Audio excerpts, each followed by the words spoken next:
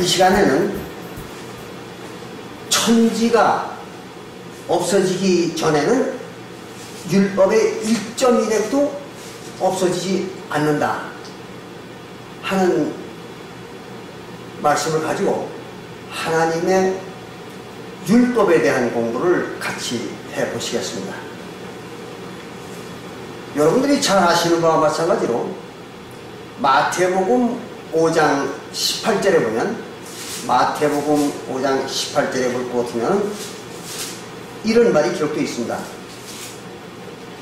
진실로 너희에게 이르노니, 예수님이 말하는 겁니다. 진실로 너희에게 이르노니 천지가 없어지기 전에는, 아주 위중한 얘기죠. 천지가 없어지기 전에. 그러니까 천지가 있는 동안은 그런 얘기죠. 그럼 천지가 없어지기 전에는 율법의 1.1획이라도, 모세율법입니다. 이거는 모세율법의 1.1획이라도 반드시 없어지지 아니하고, 그러니까 모세율법은 절대로 없어질 법이 없다는 거죠. 반드시 없어지지 아니하고 다 이루리라. 그래서 이루리라. 이걸 잘 아셔야 된다. 모세율법을 다 이룬다. 이게 무슨 말이냐? 다 이룬다는 말이 무슨 말이냐? 이게 다 지킨다는 얘기인지 아니면 또 뭘 또 만든다는 얘기인지 이걸 구분을 못합니다. 일반 교회에서는. 그래서 이걸 정확히 해석을 못하고 그냥 적당히 넘어가는 거예요. 모든 교회들이. 그런데 이 이루리라 하는 그 말은 로마서 8장 4절에 볼 것 같으면, 로마서 8장 4절에 볼 것 같으면은 무엇을 이룬다는 말인가 하면 율법을 이룬다는 말이 무슨 말이냐? 그러면은 로마서 8장 4절에는 이렇게 기록하고 있습니다.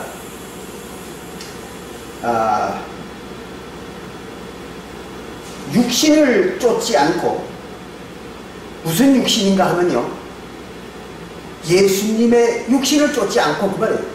예수님이 육신으로 가리킨 거를 쫓지 않고, 그런 얘기입니다. 그걸 잘 아셔야 돼요. 근데 이것도 일반 교회에서는 몰라요. 이게 무슨 육신을 쫓지 않는다는 건지 그건 모릅니다. 근데 예수님의 육신을 쫓지 않는다 그 말입니다. 그래서 그 말은 무슨 말이냐? 예수님이 육신으로 와서 가리킨 거, 예수님이 육신으로 와서 가리킨 거를 쫓지 아니하고, 그런 얘기예요. 그걸 쫓지 아니하고 영을 쫓아 행하는 우리에게, 그 말이에요. 그럼 영을 쫓아 행한다 그 말은 예수님이 영으로 와서 가리킨 거, 그 성령으로 와서 가리킨 거를 쫓는 우리. 그 예수님이 육신으로 와서 가리킨 것과 성령으로 와서 가리킨 게 다르잖아요. 그건 여러분 잘 아시죠? 저한테 배워가지고. 근데 육신으로 와서 가리킨 거를 쫓으면 어떻게 돼요? 지옥 가는 거죠. 지난번에 배웠죠? 예수님이 육신으로 와서 가리킨 거를 쫓으면 그건 반드시 지옥 가는 거예요. 그런데 그냥 지옥 가는 게 아니라 뭘 한다고요? 패가 망신하고. 그렇죠? 패가 망신하고 지옥 가는 거예요. 육신으로 와서 가리킨 걸 지키면. 그런데 예수님이 영으로 와서, 성령으로 와서 가리킨 거를 지켜야 천국을 가는 거죠. 바로 그거예요. 그래서 영을 쫓아, 예수님의 영혼의 가르침을 쫓아 행하는 우리에게, 그 사도들이죠. 우리에게 무엇을 이루게 해준다고 하면 율법의 요구. 아주 중요한 말입니다. 율법의 요구를 이루어지게 하려 하시니라. 그랬어요. 그러니까 예수님이 영으로 가르치고 성령으로 와서 가르친 거를 쫓아 행해야, 그래야 뭐가 이루어진다는 말이냐면 율법의 요구가 다 이루어진다 이거든요. 아주 중요한 얘기입니다. 근데 이걸 일반 교회에서는 전혀 이게 무슨 말인지 모르죠. 그럼 율법의 요구가 뭐냐? 이걸 아셔야죠. 그럼 우리가 율법의 요구라는 것은 율법이 하나님의 백성들에게 요구하는 것, 이 말입니다. 율법이 하나님의 백성들에게 요구하는 것을 이룬다 이 말이에요. 그럼 율법이 하나님의 백성들에게 요구하는 게 뭐예요? 율법을 다 지키라는 거잖아요. 율법의 요구라는 건 무슨 말이냐면 율법이 요구하는 것, 즉 율법을 다 지키라는 것, 그겁니다. 그 하나님이 율법을 만들어준 이유는, 하나님 백성들에게 율법을 만들어준 이유는 율법을 다 지키라고 만들어준 거잖아요. 구약시대에는 모세율법을 다 지키라고 모세율법을 만들어준 거고, 신약시대에는 그리스도율법을 다 지키라고 하나님이 그리스도율법을 만들어준 거잖아요. 그러니까 율법의 요구, 그 말은 율법이 요구하는 거 그 말이에요. 그 율법이 요구하는 게 뭐야? 다 지키라는 거예요. 그게 율법의 요구입니다. 그래서 율법의 요구를 다 이룬다, 다 지킨다. 그 말은 영생을 받는다 그 말이죠. 율법을 다 지키면 그게 영생 받는 거죠. 율법의 요구를 이룬다 그 말은 영생을 이룬다 그 말이에요. 그럼 율법을 다 지키면 영생한다는 말이 잘 아신 거와 마찬가지로 에스겔서 18장 21절에 나와 있잖아요. 그래서 에스겔서 18장 21절을 보면 율법을 다 지키는 자는, 율법을 다 지키는 자는 다시 살고 죽지 아니하리라. 죽지 않는다는 게 뭐 영생한다 이런 얘기죠. 그래서 율법을 다 지켜야 되는 거예요. 구약시대에는 모세율법을 다 지켜야 영생하는 거예요. 신약시대에는 그 율법을 다 지켜야 영생하는 겁니다. 근데 단 두 가지 다 모세율법이나 그리스도율법이나 다 지키면 영생하는 거예요. 그리고 또 두 가지는 같은 거잖아요. 그죠? 같은 건데 모양만 다른 거죠. 근데 어쨌든 구약시대에도 모세율법은 다 지키면 영생하는 건데 이거를 다 지키는 자가 없었던 거죠. 왜? 인간의 육신으로는 모세율법을 다 지킬 수가 없기 때문에. 그래서 의롭게 된 자가 아무도 없다. 그렇게 이제 갈라디아서 2장 16절에 기록되어 있는 거죠. 근데 갈라디아서 2장 16절에는 모세율법을 다 지켜가지고 의롭게 될 육신은 아무도 없다. 그랬던 거예요. 그래서 이제 모세율법을 단 한 사람도 다 지킨 사람이 없었던 거예요. 그런데 비록 구약시대의 모세율법을 갖다가 사람들이 단 한 사람도 지키지 못했지만, 그러나 하나님의 요구는 뭐예요? 율법의 요구 다 지켜야 된다는 거죠. 그러니까 다 지켜라. 그래야 너희들은 다시 살고, 죽었던 영을 다시 살고, 그리고 이제 영생한다. 그런 얘기예요. 그러나 하나님의 요구는 그렇지만 인간은 능력의 한계가 있으니까 절대로 모세율법은 다 못 지키는 거죠. 그래서 단 한 사람도 다 못 지켰던 거예요. 그러니까 이스라엘 구약시대 이스라엘 민족 중에서 율법을 다 지켜가지고 영생한 영혼은 단 하나도 없었던 거죠. 그게 다 죽었던 거예요. 율법을 범해가지고. 그것이 이제 여러분들이 잘 아시는 시브리서 9장 27절에 나오는 얘기죠. 사람이 한 번 죽는 것은 정하신 일이요. 그게 이제 모세율법을 지킨 자들에 대한 얘기요. 거기서 얘기하는 시브리서 9장 27절에서 얘기하는 사람, 요거는 누굴 말하는 거예요? 바로 모세율법을 지켜야 될 의무를 가지고 있는 이스라엘 민족의 영혼, 그걸 사람이라고 하는 거죠. 그래서 에스겔서 36장 10절에 볼 것 같으면, 에스겔서 36장 10절에 볼 것 같으면은 거기는 그렇게 기록하고 있습니다. 사람이라고 하는 것, 사람이라고 하는 것은 바로 야곱 족속, 즉 이스라엘 족속을 말하는 것이다. 이렇게 기록이 되어 있잖아요.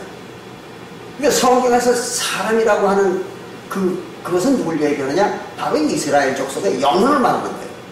그러니까 사람이 한 번 죽는 것은 정하신 일이요. 그 말은 이스라엘 백성들의 영혼이 한 번 죽는 것은 반드시 하나님이 정해놓은 것이라는 거예요. 어떻게 정해놓은 거예요? 모세율법을 줌으로써, 모세율법을 줌으로써 반드시 죽도록 만든 거예요. 하나님이. 그래서 이제 율법의 요구는 다 지키라는 것인데 그걸 못 지켜가지고 다 죽었던 거예요. 이겁니다. 자, 그러면 다시 마태복음 5장 18절로 넘어가서요. 율법이 1.1획이라도, 율법은 모세율법은 1.1획이라도 없어지지 아니하고 다 이룬다 그 말은 다 지킨다 그 말이잖아요. 다 이룬다, 다 이루리라 그 말은 다 지키겠다 그런 얘기예요. 누가? 예수님이. 여기 그랬잖아요. 다 이루리라 그랬어요. 다 이루리라. 그래서 누가 이룬다는 거예요? 예수가 이룬다는 거예요. 그러니까 예수 자신이 다 지킨다는 거예요. 그걸 잘 이해하셔야 된다. 근데 조금 전에 우리가 봤던 로마서 8장 4절에는요, 다 이루리라가 아니라, 율법의 요구를 다 이루리라가 아니라 이루어지게 하리라 이거예요. 그거 달라요. 그 아주 정확히 이걸 볼 줄 알아야 됩니다. 성경은 이렇게 그럼 마태복음 5장 18절에서는 다 이루리라 그랬어요. 뭐를? 율법을 다 이룬다. 그런데 로마서 8장 4절에서는 다 이루게 하리라. 그러니까 이루게 한다는 얘기는 예수님 자신이 이루는 게 아니라 다른 사람으로 하여금 이루게 해주는 거죠. 이걸 잘 구분할 줄 알아요. 이걸 구분을 못하니까 헷갈리는 거예요, 사람들이. 그러면 처음에는 어떻게 하는 거예요? 예수님께서 다 이루는 겁니다. 예수님 자신이 다 지키는 거예요. 예수님 자신이 모세율법을 다 지키는 거예요. 그래 놓고는 왜 다 지키느냐 그러면은 예수를 믿는 자들을 갖다가 율법을 다 지키게 해주는 거예요. 그걸 잘 깨달아야 된다. 그래서 처음에는 모세가 다 지키는 거예요. 모세율법을. 그리고 나서 그 다음에는 예수를 믿는 자들을 다 지키게 해주는 거예요. 그래서 이렇게 기록한 겁니다. 그럼 모세가 율법을 다 지키기 위해서는 어떻게 했느냐? 그럼 우리가 알아야 되겠죠. 그럼 모세가 율법을 다 지키기 위해서는 이런 걸 한 겁니다. 모세가. 첫째, 모세율법은 두 가지로다가 제정이 되어 있죠. 한 가지는 하나님을 사랑하는 율법이 있고 또 한 가지는 이웃을 사랑하는 율법으로 만들어져 있죠. 그게 어디 기록되어 있는가 하면 누가복음 10장 25절과 28절에 기록되어 있잖아요. 누가복음 10장 25절과 28절에 보면은 거기에는 이제 율법사가 예수님이 이렇게 와서 내가 무엇을 하여 영생을 얻으리까 이렇게 묻지 않습니다. 그때 이제 예수님이 얘기하는 거예요. 하나님을 사랑하고 또 이웃을 내 몸같이 사랑하라는 그 법을 지켜라. 그런 거예요. 그게 바로 이제 모세율법이죠. 그럼 모세율법은 하나님을 사랑하는 율법과 이웃을 사랑하는 율법으로 만들어져 있는 거예요. 크게 둘로 나누면은. 그런데 예수님께서 그 중에 어떤 거를 먼저 했는가 하면 하나님, 그러니까 백성들 상호간에 형제를 내 이웃을 내 몸같이 사랑하라는 그 법을 먼저 다 지키는 방법을 가르쳐 준 겁니다. 그게 뭐예요? 침례죠, 침례. 침례를 지키면 이웃을 내 몸같이 사랑하라는 그 율법을 다 지키는 게 되는 거예요, 침례가. 왜 그렇게 되느냐 그러면은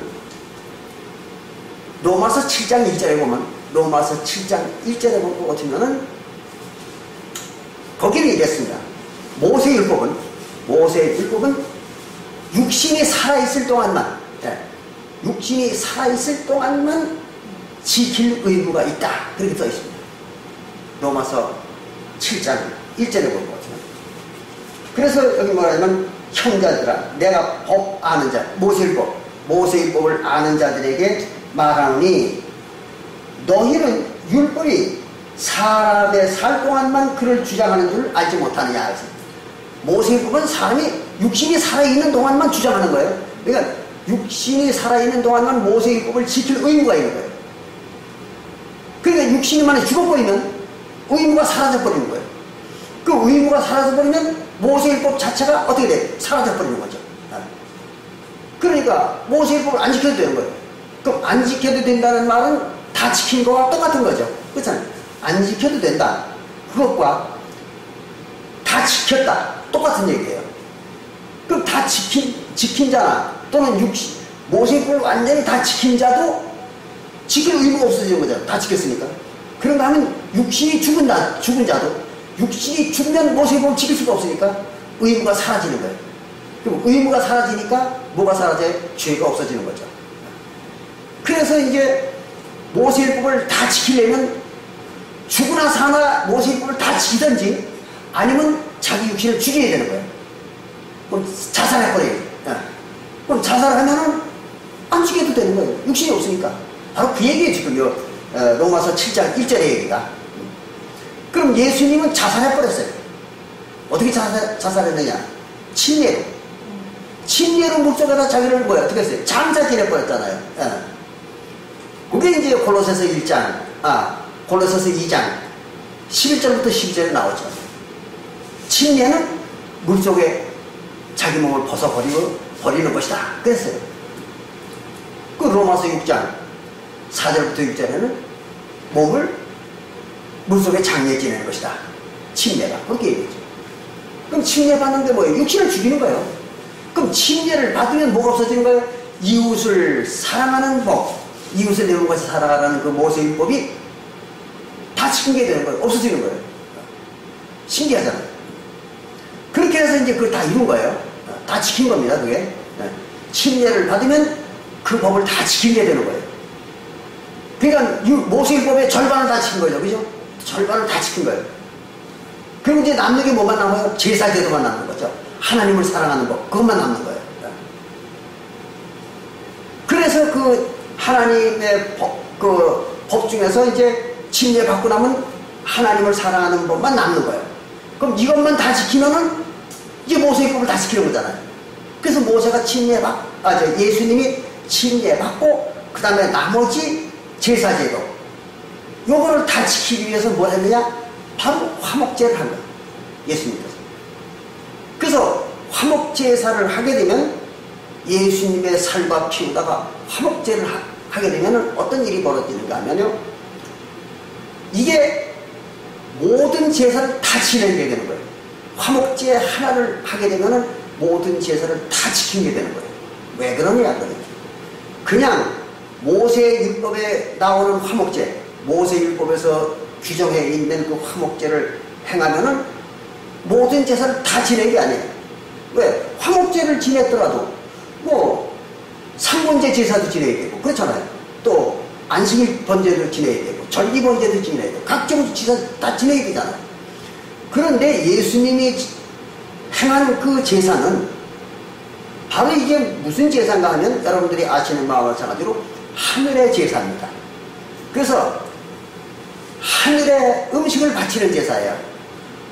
그럼 구약시대에 모세가 준 땅에서 지내는 그 제사는 상번제, 안식일 번제, 그 다음에 월삭 번제, 그 다음에 3차 절기 번제, 또는 그 외에 위임식 번제, 또는 속번제 번제, 많죠.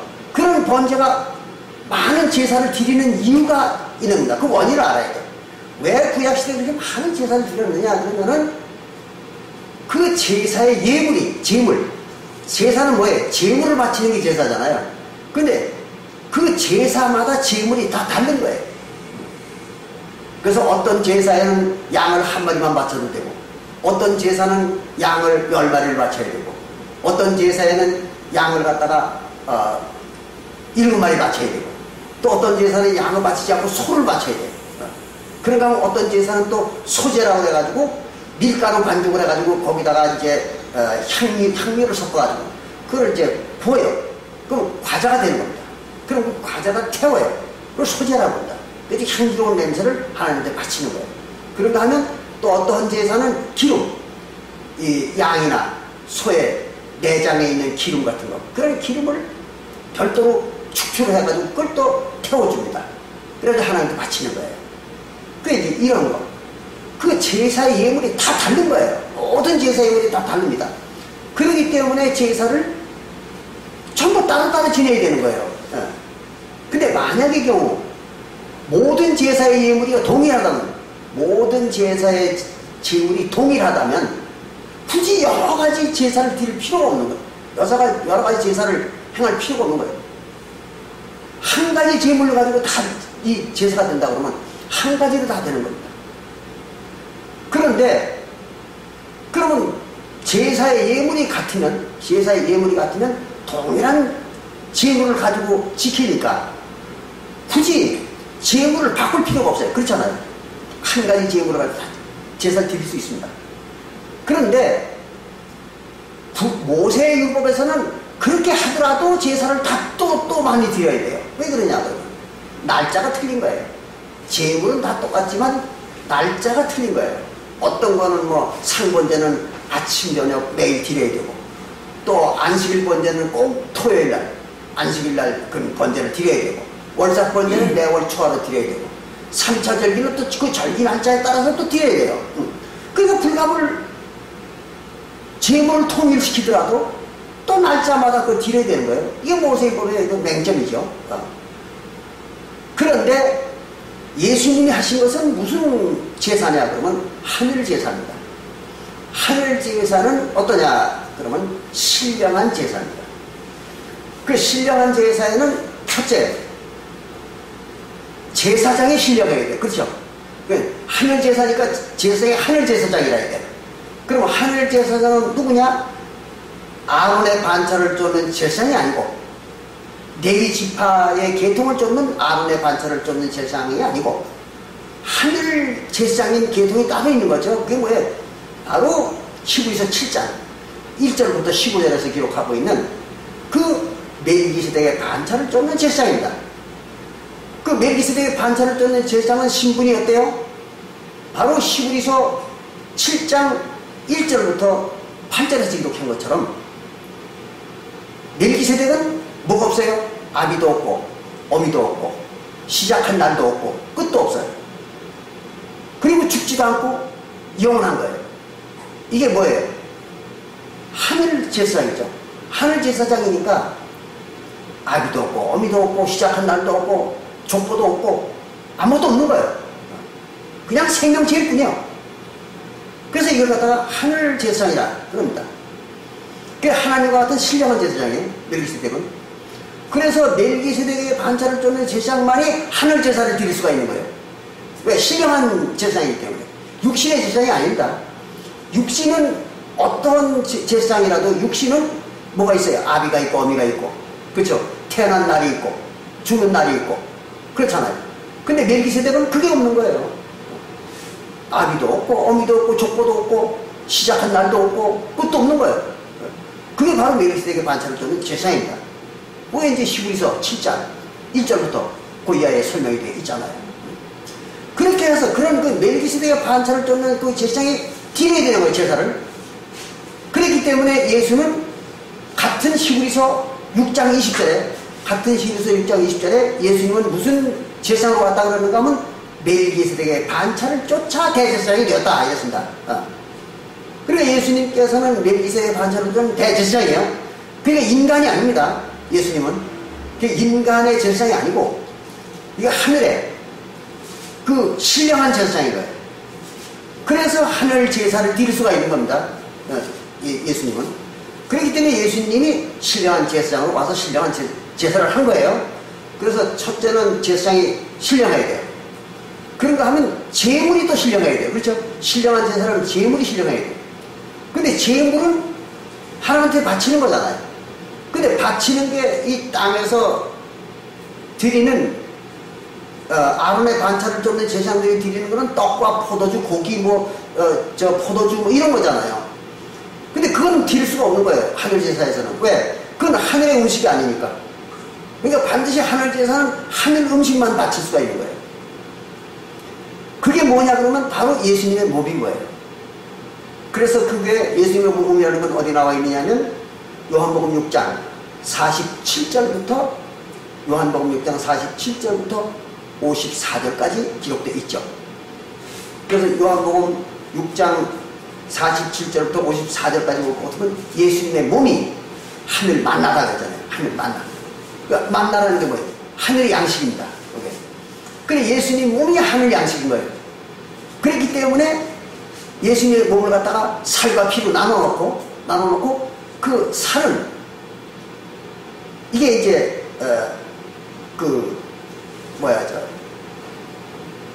신령한 떡이요.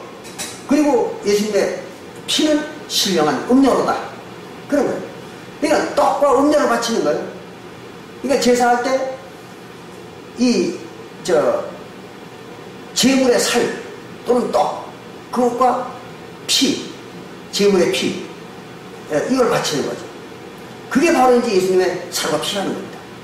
그거를 이제 요한복음 6장 47절부터 54절에서 기록하고 있는 것입니다. 그러니까 제물이 신령한 거예요. 근데 제물이 신령한데 신령한 제물은 여러 가지가 없어요. 딱 한 가지뿐입니다. 뭐냐? 예수님 몸 그거밖에 없는 거예요. 하늘 만나. 그래서 아까도 앞에서 말씀드린 것처럼 제물은 한 가지니까 모든 제사의 제물이 동일하잖아요. 그죠? 그리고 예수님이 신령한 제사를 지내기 위해서 온 신령한 제사장, 멜기세덱의 반절을 쫓는 제사장이에요. 그러니까 제사장이 신령하고 제물이 신령합니다. 그리고 제사를 지내는 방법, 제사 지내는 방법 자체가 신령한 거예요. 그러니까 이 땅의 제사장들은 어떻게 제사를 지내는가 하면 소나 양을 잡아가지고 그거를 이제 각을 뜨고 그리고 이제 그걸 또 부위별로 나눠가지고 기름도 또 별도로 나누고 이렇게 해가지고 그거를 이제 하나님의 전에서 태우거나 또는 흔들거나 요제로다가 바치거나 이렇게 하는 것입니다. 근데 하나님의 제물은 예수님의 몸이니까 예수님의 살과 피밖에 없는 거예요. 그래서 그거는 한 가지로다가 모든 제사에 동일한 제사를 지낼 수가 있는 겁니다. 그러니까 모든 제사를 동일하게 지내는 거예요. 그리고 제사는 신령한 제사입니다. 그 다음에 중요한 건 뭐냐면 제사 지내는 방법이죠. 그게 뭐야? 신령한 방법으로 제사 지내야 되는 겁니다. 그럼 신령한 방법으로 제사를 지낸다는 게 무슨 말이냐? 그러면 신령한 세계에는 뭐가 없어요? 시간이 없죠. 시간 개념이 없습니다. 하늘나라에는 시간 개념이 없어요. 그러니까 각 제사의 날짜가 없겠죠. 그렇잖아요. 각 제사의 날짜가 없습니다. 신령한 제사는 날짜를 만들 수가 없는 거예요. 그러니까 모세율법에서는 각 제사마다 날짜가 다 있잖아요. 안식일 번제, 월삭 번제, 무슨 절기 번제 날짜마다 그걸 지켜야 돼요. 근데 하늘에서는 어때? 날짜를 지킬 수가 없는 거예요. 왜? 시간 개념이 없는 곳이기 때문에 거기는 날짜가 없습니다. 하늘에는. 그러니까 그냥 한 번만 지내면 되는 거예요. 모든 거를. 날짜가 필요 없으니까. 그래서 신령한 제사에서는 날짜가 없는 겁니다. 또 날짜만 없는 게 아니라 시간이 없잖아요. 그래서 땅에서는 아침에도 드리고 저녁에도 드리고 그런 구별이 있잖아요. 그런데 하늘에서는 아침 저녁이라는 게 없죠. 그거는 아침 저녁도 없고 시간이 없습니다. 날짜도 없고. 그래서 아무 때나 뭐 밤이고 낮이고 뭐 아무 때나 하기만 하면 되는 거예요. 몇 번? 딱 한 번. 네. 그게 신령한 제사의 방법입니다. 그러니까 날짜나 시간에 관계없고 그냥 한 번만 하면 되는 거야. 한 번만. 왜 한 번만 하면 되느냐? 그 이유가 있는 겁니다. 구약시대의 이 제사들은 떡과 고기와 또 과자와 이런 음식을 바치는 거잖아요. 근데 이거는 어떻게 돼요? 며칠만 지나면 상해버리잖아요. 이거는. 그러니까 하나님은 또 바칠 수가 없어요. 그러니까 이건 없애버려야 돼. 그 없애고 또 새로운 걸 바쳐야 되잖아요. 그러니까 새로운 제물을 드려야 되니까 또 새로운 제사를 드리는 거예요. 뭐 때문에? 제물 때문에 그런 거예요. 그런데 신약시대의 예수님의 그 제사는 평생에 한 번만 드리면 되는 거예요. 왜 그래요? 이거는 영원히 썩지도 않고 상하지도 않는 제물이잖아요. 제물 자체가 신령한 거예요. 그러니까 이거는 한 번만 드리면 더 이상 드릴 필요가 없어요. 그러니까 한 번 드린 제물이 영원히 하나님 앞에 있는 거예요. 그렇잖아요. 근데 무슨 제사를 자꾸 드리겠어요? 이래서 한 번만 제사를 하는 것입니다. 그건 평생에 한 번입니다. 두 번도 하면 안 돼. 그 두 번 하면 왜 안 되느냐? 그럼 두 번 하게 되면 어떻게 돼? 앞에 드린 제물을 인정 안 하는 거잖아요. 앞에 드린 제물이 하늘의 신령한 제물이라는 걸 인정 안 하는 거잖아요. 이게 잘못 드렸다고 생각하는 거 아니에요? 그러니까 두 번째 또 드리는 거죠. 그러니까 두 번 하면 안 되는 거예요. 그러니까 앞에 것이 신령하다는 걸 인정하면은 다시 드리면 안 되는 겁니다. 그래서 새 언약의 제사는 오직 드려야 되는 겁니다. 그게 신령한 방법으로 제사하는 것입니다. 이제 여기까지 우리가 설명하고 보니까 예수님은 무슨 제사든 간에 예수님은 한 번만 드리면 되는 거예요. 화목제를 하든 상번제를 하든 뭘 하든 간에. 그러면은 그게 어떻게 돼요? 한 가지만 하면은 다 다 지키게 되는 거예요. 한 가지만, 한 번만 하게 되면. 그걸 갖다 뭐라 해요? 단번 제사라고 해요. 단번 제사. 예. 그래서 한 번만 제사를 하면 그 모든 제사를 다 하게 돼요. 왜? 제물이 동일하고, 그렇죠? 제물이 동일하고, 또 제물 자체가 영원하고, 안 변하고, 그리고 거기에는 뭐가 없어요? 날짜와 시간이 없잖아요. 그러니까, 무슨 제사건 간에 한 번만 드리면 그것이 나머지 모든 제사를 행하게 되는 겁니다. 이게 신령한 제사의 특징입니다. 그거 이제 이해가 되실 거예요. 그렇게 해서 예수님은 항상 단번 제사를 드리는 것입니다. 우리가, 그 말이 시브리서 10장, 네. 시브리서 10장 10절에 보면 아주 명확하게 기록되어 있어요. 그 말이. 시브리서 10장 10절에 보면 이 뜻을 쫓아 그랬어요. 무슨 뜻? 옛 언약을 폐하고 모세의 법을 폐하고 새 언약의 법, 그리스도의 법을 세우려고 하는 옛 것을 폐하고 새 것을 세우는 그 뜻, 그 옛 것을 폐하고 새 것을 세우려고 하는 그 뜻을 쫓아, 그런 그 목적을 이루기 위해서 그 말이에요. 그런 목적을 이루기 위해서 그 뜻을 쫓아 예수 그리스도의 몸을, 예수 그리스도의 몸이 뭐예요? 만나죠. 하늘 만나.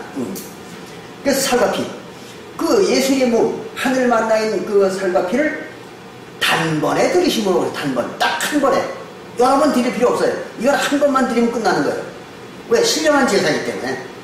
바로 그겁니다. 그래서 단번에 드리심으로 말미암아 우리가 거룩함을 얻었다. 거룩함을 얻었다는 건 거룩한 생명체가 됐단 말이에요. 그럼 거룩한 생명체는 뭐예요? 하늘나라 생명체가 됐다. 그런 얘기입니다. 그러니까 우리가 천국 생명이 된 것은 예수님의 단번 제사, 딱 한 번의 제사 때문에 그렇게 됐다는 거예요. 근데 이게 그 뒤에가 아주 좀 복잡합니다. 그걸 잘 이해하셔야 돼요. 그럼 예수님이 단번 제사로다가 우리 거룩하게 만들었는데, 우리가 거룩한 생명체를 만들었는데, 이 단번 제사가 무슨 제사냐 이거죠. 그럼 예수님께서 무슨 제사를 드렸는가를 보면 알 수가 있잖아요. 그런데 예수님은 두 가지 제사를 드렸습니다. 오셔가지고. 지난번에도 좀 설명을 했어요. 이거는 첫 번째는 무슨 제사를 드렸는가 하면 속죄제를 했습니다. 십자가에 달리기 전에, 십자가에 달리기 직전에 자기 몸을 십자가에 매달려가지고, 십자가에 매달려서 피를 흘리면서 그걸 뭐라서 속죄제라고 했습니다. 죄사함을 위한 제사를 드렸어요. 그게 이제 여러분들이 잘 아시는 거와 마찬가지로 시브리서 9장 12절에 나와 있습니다. 그래서 시브리서 9장 12절에 보시면은 거기 이렇게 기록되어 있습니다. 예수님이 염소와 송아지의 피로 아니하고, 원래 속죄제의 피는 제사장이, 대제사장이 성소에 들어가기 직전에 하는 속죄제라는 게 있잖아요. 그 대제사장이 성소에 들어가기 직전에 행하는 그 속죄제, 그건 이제 뭘로 피를 하는, 염소나 송아지로 하는 겁니다. 염소나 송아지를 잡아가지고 피를 뿌리는 거예요. 속죄제로. 그리고 지성소에 들어가는 겁니다. 바로 이 얘기가 그 얘기예요.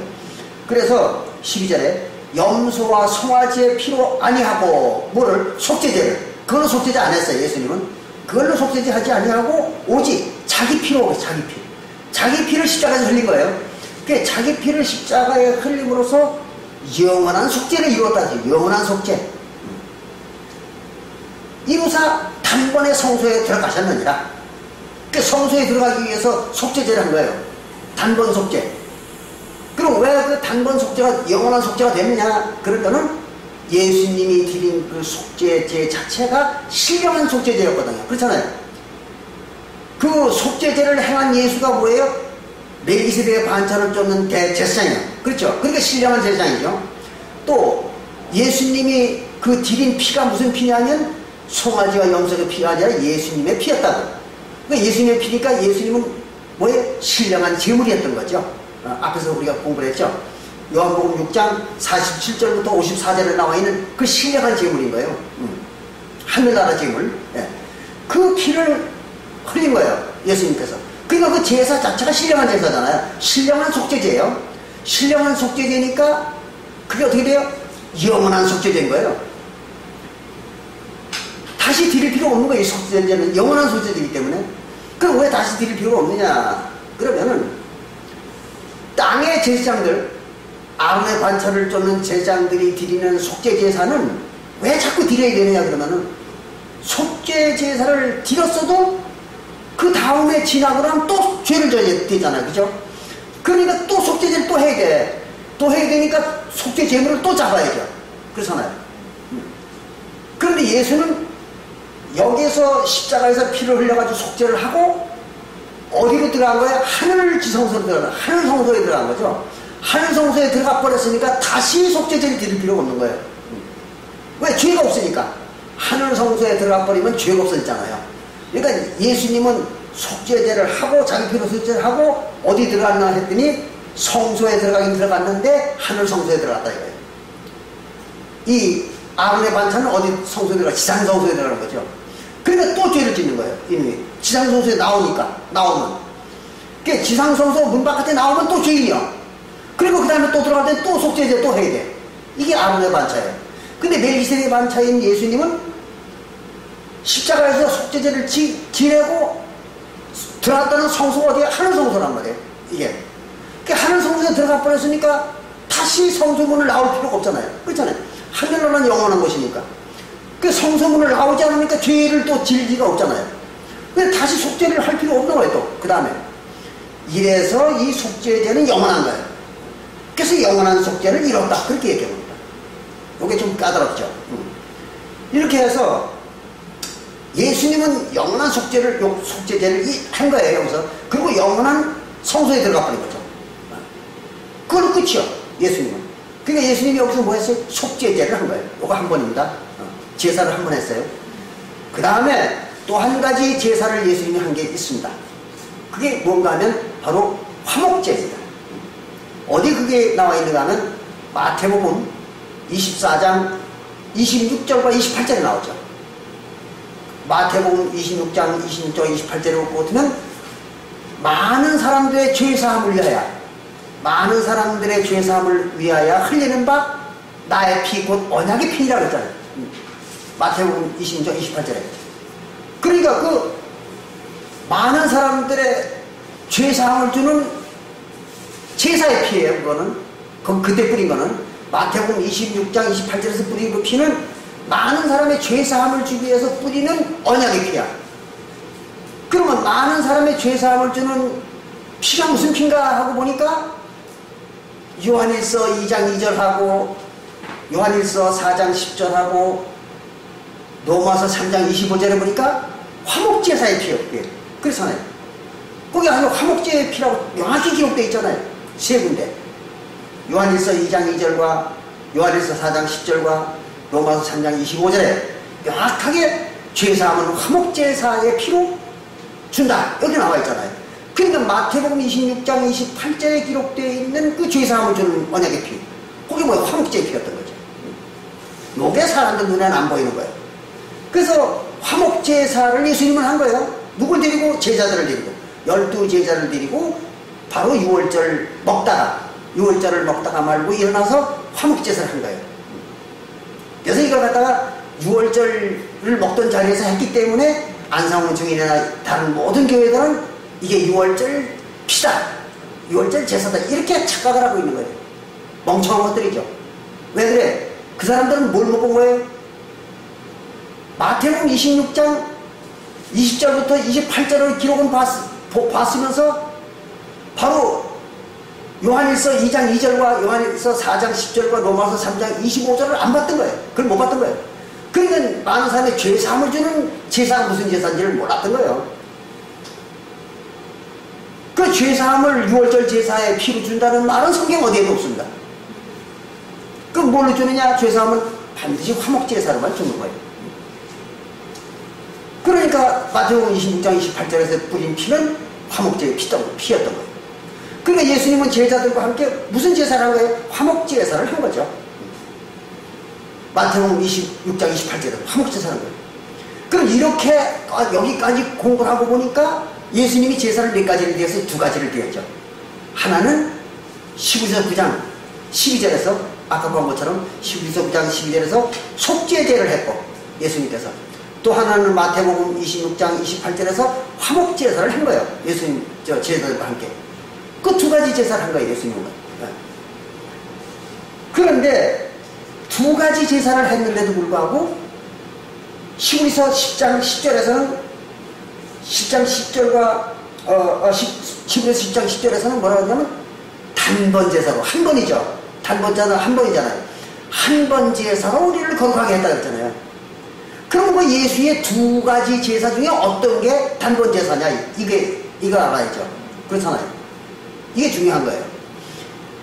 그럼 어떤 게 단번 제사냐? 그럴 것 같으면은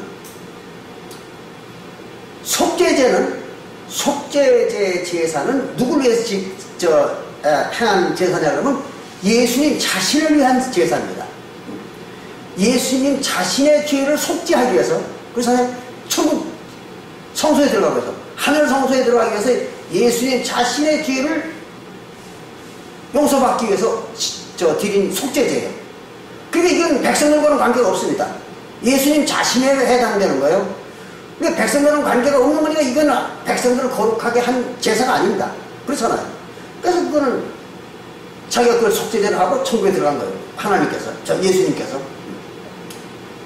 이제 그게 왜 그렇게 설명하면 어떤 사람들은 예수님이 무슨 자기 죄를 속죄, 자기 죄가 뭐가 있다고, 예수님이 죄가 없는 분인데 무슨 속죄제를 하느냐, 이렇게 또 반문을 하는 사람들이 있을 거예요. 그건 이제 다음에 받아서 설명을 드리겠습니다. 예수님이 죄인이라는 거 그걸 설명드릴게요. 지난번에 한번 했죠. 그런데 그러면 속죄제는 예수님을 위한 거예요. 그러니까 백성들을 위해서 한 게 뭐예요? 화목제죠. 화목제. 그러니까 백성들을 거룩하게 한 건 화목제 한 가지밖에 없는 거예요. 그래서 단번 제사라고 합니다. 그러니까 하나님인 예수님과 백성들 간의 백성들과의 관계를 위해서 드린 제사는 오직 화목제뿐인 거예요. 그리고 속죄제는 예수님 자신을 위한 거예요. 백성들은 관계없어요. 그래서 백성들을 거룩하게 한 건 무슨 제사예요? 화목제사거든요. 그래서 화목제 하나, 단번 제사죠. 한 번으로 이제 거룩하게 된 겁니다. 그러니까 예수님이 행한 두 가지 제사 중에서 하나님의 백성들과 관계되는 건 하나뿐이에요. 그건 단번 제사입니다. 그런데 이제 그러면 이제 이건 이해가 됐다고 생각하고, 그러면 예수님이 그럼 무슨 죄가 있어서 속죄제를 했느냐, 이렇게 따지는 사람들이 있을까봐 그걸 조금 이제 설명을 드리고 나갑니다. 예수님은 죄인이었습니다. 어디 그런 말이 있느냐? 그러면 로마서 8장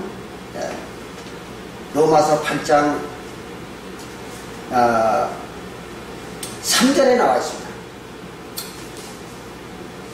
로마서 8장 3절에 보면 예수님이 죄인이었다고 여기 딱 기록되어 있습니다. 근데 이게 세상 교회들은 보이지도 않고 이게 무슨 의미인지를 몰랐던 겁니다. 여기 이렇게 기록되어 있습니다. 로마서 8장 3절에 보면 율법이 모세율법입니다. 모세율법이 육신으로 말미암아 연약하여, 모든 인간들의 육신이 연약해, 능력이 완전하지 않아.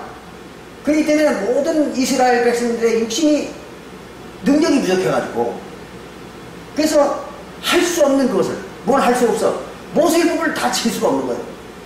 그러니까 육신으로는 모세율법을 다 지킬 수 없다고 갈라디아서 2장 12절에 나와 있잖아요. 그러니까 이스라엘 백성들이 모세율법을 다 지킬 수가 없는 거예요. 왜? 육신 때문에. 그래서 다 죄인들이 돼가지고 영혼들이 죽었던 거죠. 바로 그 얘기입니다. 그 율법이 육신으로 말미암아 연약하여 할 수 없는 그것을 갖다가 하나님은 하시나니, 하나님은 할 수 있다. 인간은 못하지만 하나님은 할 수 있는 거예요. 왜? 전지전능한 자니까. 전능한 자니까 하나님은 모세율법을 다 지킬 수가 있는 거예요. 근데 인간은 모세율법을 다 못 지키는 거예요. 바로 그 얘기예요. 지금 여기에서 나오는 얘기가 그 얘기입니다. 그러하니 곧 죄를 인하여, 그렇기 때문에 하나님이 모든 모세율법을 다 지키기 위해서, 모든 모세율법을 다 지키기 위하여, 그 말에 죄를 위하여, 그 말은 모세율법을 지켜가지고 짓는 죄 때문에, 그 말이에요. 그 죄 때문에 자기 아들 예수죠. 자기 아들 예수를 죄 있는 육신의 모양으로 보냈다. 그래서 죄인이 될 수밖에 없는 육신의 모양으로 보냈다. 이거. 어디에? 유대 나라에다가. 그 유대 나라의 육신의 모양으로 나타나면 무조건 죄인인 거예요. 전부가. 그 지난번에 배웠죠. 태어나면 바로 태어나자마자 8일 만에 뭘 해야 돼요? 할례와 결례를 시작한 거예요. 그리고 나서 그 다음에 뭐 평생을 죽을 때까지 모세법을 다 지켜야 돼요. 그래 죄인이 아닌 거예요. 그러니까 육신의 모양으로 태어나면 누구든지 무조건 죄인이 되는 거예요. 그래서 모양으로 보내서 육신의 죄를 정했다. 그래서 육신의 죄를 정하사. 그 말은 육신의 죄를 정했다. 누구? 예수. 예수가 예수의 육신의 죄를 정했다. 그 말은 정했다는 건 뭐예요? 정죄했다. 이거예요. 정죄했다. 죄를 정했다. 그 말은 정죄했다. 그런 얘기입니다. 그런데 예수의 몸이 죄인이라는 거.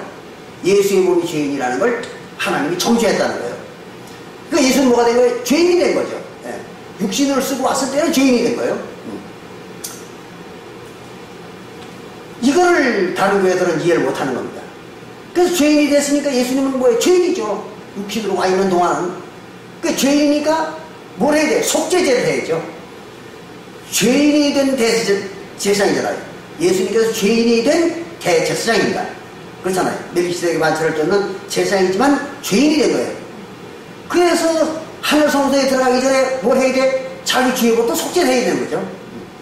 그래서 히브리서 9장 12절에서 속죄제를 한 거예요. 영원한 속죄를 하고 하늘 성소에 들어간 겁니다. 만약에 예수가 정말 죄가 없다면, 오늘날 기독교인들이 얘기하는 것처럼 죄가 없다, 예수는. 그러면은 하늘 성소 아니라 무슨 성소에 들어가더라도 속죄제를 할 필요가 없잖아요. 죄가 없는 자가 뭐라고 속죄제래? 말도 안 되는 거잖아요. 속죄는 죄가 있어야 하는 거예요. 죄가 없는 자는 속죄제 할 필요가 없습니다. 그런데 예수가 죄가 없었다면 하늘 성소 아니라 어딜 들어가더라도 속죄제를 할 필요가 없는 거예요. 십자가에서. 근데 아까 보니까 히브리서 9장 12절에 자기 피를 흘려서 속죄, 영원한 속죄를 했다 그랬잖아요. 그럼 영원한 속죄를 했다고 말은 속죄제를 했다 그 말이에요. 뭐 이런 것도 잘 몰라요, 사람들. 이렇게 해가지고 예수는 죄인이었던 것입니다. 이걸 잘 깨달아야 됩니다. 이제 이래서 예수님은 단번제사, 그러니까 화목제사죠. 화목제사, 단번제사로 모든 제사를 끝낸 거예요. 왜? 신령한 제사장이요, 신령한 제물을 바쳤고 신령한 하늘에서 제사를 했기 때문에 그 하늘은 무엇에 날짜도 없고 시간도 없다, 이런 얘기입니다. 그렇게 되니까 무조건 한 번만 하면 되는 거예요. 거기서는. 이래서 단번제사로 모든 걸 끝내버렸다, 이것입니다. 이렇게 해서 이제 뭐 예수님이 뭘 했어요? 다 이룬 거죠. 그렇잖아요. 단번제사로 그 모세율법에 기록되어 있는 모든 제사를 다 끝내버렸으니까 하나님을 사랑하는 법을 다 이룬 거잖아요. 그죠? 그러면 아까 말한 것처럼 앞에서 침례를 받음으로, 예수가 먼저 침례를 받음으로 이웃을 내 몸에서 사랑하는 법을 다 끝냈잖아요. 그죠? 침례를 받아 자기 육신을 죽여버리니까. 그래서 그 율법을 다 끝냈어.